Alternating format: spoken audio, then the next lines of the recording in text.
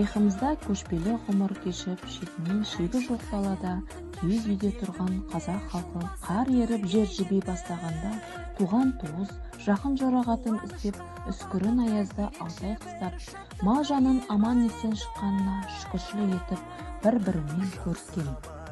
Ертеде қазақ халқы бұл күнді Наурыз демей амал деп атаған. Амал мерекесі немесе көрісу дәстүрі еліміздің көп өңірлерінде ежелден сақталған.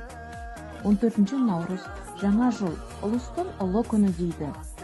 Көрісу күннің негізгі шарттары үлкенді сыйлау, кішіге қамқорлық, жарлыны жарылқау, ізгіліктің бастауы, төс қағысып бол алысу, үлкеннен бата алу.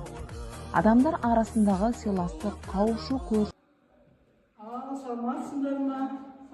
Наурыз құтты болсын, ұлыстың күні құтты болсын, аман есен қыстан шыққанымыз құтты болсын. Ақмол болсын. Бүгін көрісу күні. Деніңіз сау болсын, жақсылық болсын. Наурыз мереке құтты болсын, ақмол болсын. Құтты болсын.